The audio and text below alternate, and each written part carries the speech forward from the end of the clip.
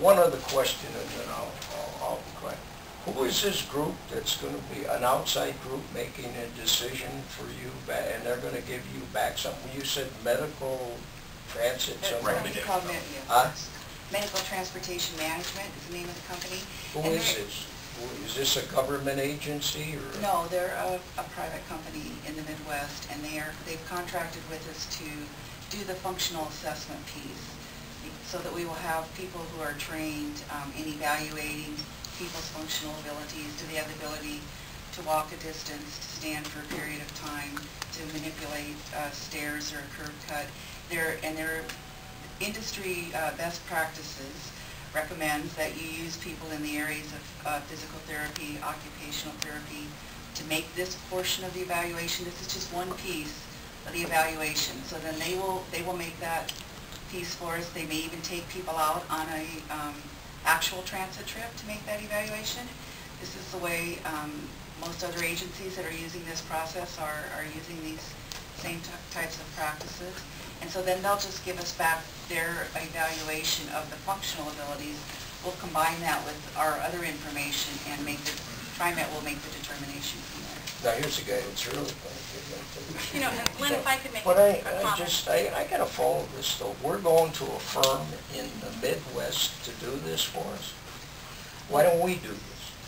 Well, first of all, because I don't have the skills or abilities to determine if you have a cognitive issue or a physical therapy issue to negotiate our system. I might have an opinion, but I don't have a professional skill base to make that determination.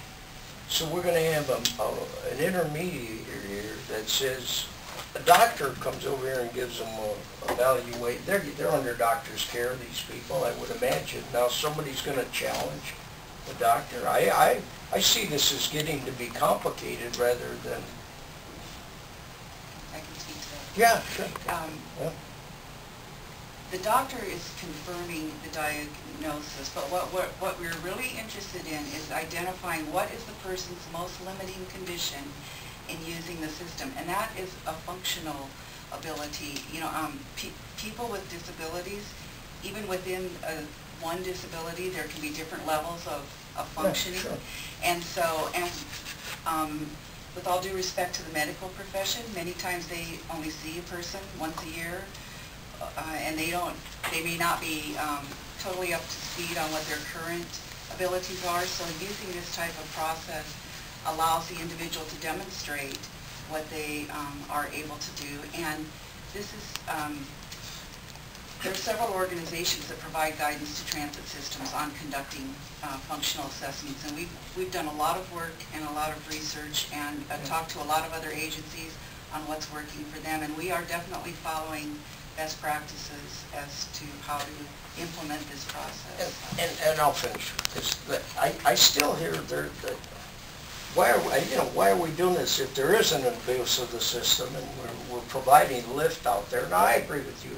If we can help someone that really, if we kind of educate them that, hey, you can actually use the regular system because we can show you, we can help you how to do it. I'm there with you. But now we're going somewhere else. I hear we're going somewhere else. We may disqualify you because we hired this firm to determine you don't really meet the. That's what I'm hearing. I think it's a good practice. I think that if you look at the abuses that have existed in the issuance of handicap passes, it's almost amusing to watch somebody pull into a handicap zone with their tag hanging from the mirror and walk straight into the mall or wherever they're heading. Well, it's a different issue, George. No, I don't think it is. I think I'm wondering where we're going as a transit system. Well, let me just be very, very clear. The goal of this, and Bob, the CAT's been so deeply involved in this, and in fact, are thinking that this is a good practice. We should be, obviously it's got to be closely watched. The goal is not to take anybody who is eligible for Lyft, who ought to be using Lyft, needs to be able to use Lyft, to be able to use it. It is clear there.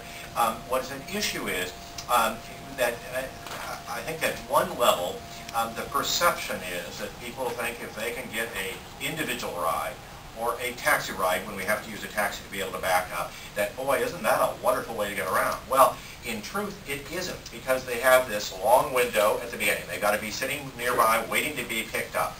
They only get to go and they got to call up the day before. There's a whole series of things that doesn't give that person much freedom. And what we find is, and the CAT has been very, very clear on this, and Bob, again, you could speak to it, has said, listen, we want to make sure that people get educated about what can happen and how they can use the system. The functional capability is really to help them understand, and for us to understand, will this really work for you or not? Or does it work on some trips but not on other trips? And that really is the best practice that is out there. So the goal is to be able to kind of make it work and work right. Understand there might also be a person, George, you said, what happens with, how do I call it? Maybe there's somebody with, they've had a hip replacement and need to be able to use lift for a period.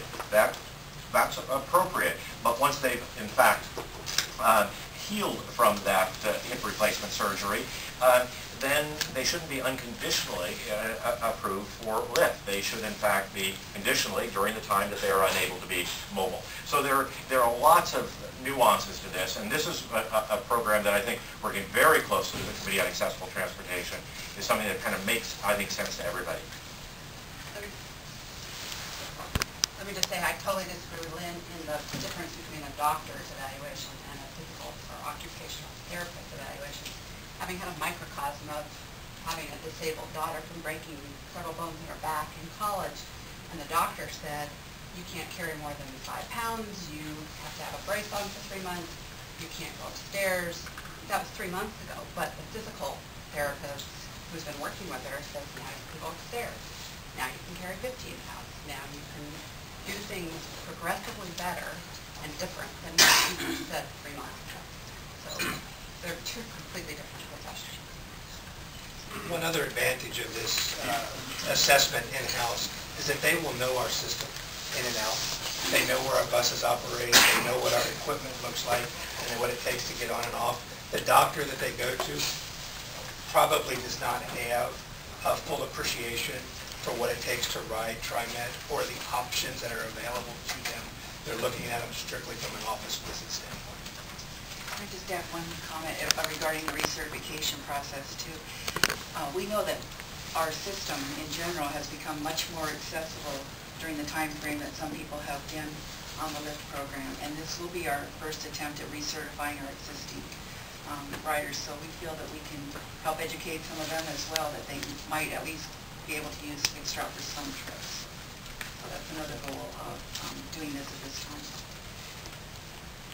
And Linda, one aspect that they can bring up that I do agree with is I believe that a system like this is open for abuse, and I feel that this is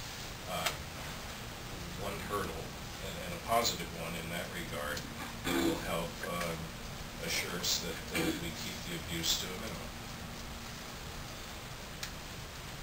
I apologize for being tardy.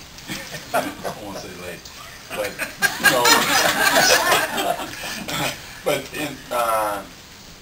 and I feel like I'm catching the northbound mule by the south end because I wasn't here at the beginning of this conversation. But when we who serve on LIFT looked at the program, one of the things that the people that use the system decided this, and what they were looking at is the changes that TriMet has made in the service that they provide, i.e. from high floor to low floor. That was one of the things that we did to help with help those people that found it difficult to use the system. 2, people get comfortable using LIFT, as Fred has said, and I don't want to repeat it. I'll probably repeat some of the things that have already been said, but they get comfortable using LIFT when they should be using our regular service. So this program is going to be designed to check those people out, make sure that everyone that's using LIFT need LIFT, and those that need LIFT for a short period of time is able to use LIFT. So it's not to take something away from someone, it's just to make sure that what we're providing at a high cost, and that's one of the things that's also important, at a high cost, they really need them. That's the system in a nutshell. But I heard Lynn also talking about why do we have to go to the Midwest to get someone to do something for us in the Northwest? And evidently it's because, from what I've heard, it's because they know what they're doing. We're not trying to reinvent the wheel. We're trying to just take one of the spokes and bring it to make sure that our wheel is true. So. And on that contract, by the way, this was competitively bid, and in fact, we went out twice, as I recall correctly, because the first time we got only one company, the company that is here. We went out a second time thinking that maybe people just didn't really kind of register that this was a contract that was being competitively bid, and we still only got that same one company to be able to submit a bid. So it wasn't for a lack of trying, and we tried to see if there were other people that would be out there, particularly local companies. It would have been great. And they are hiring locally for the people that will be doing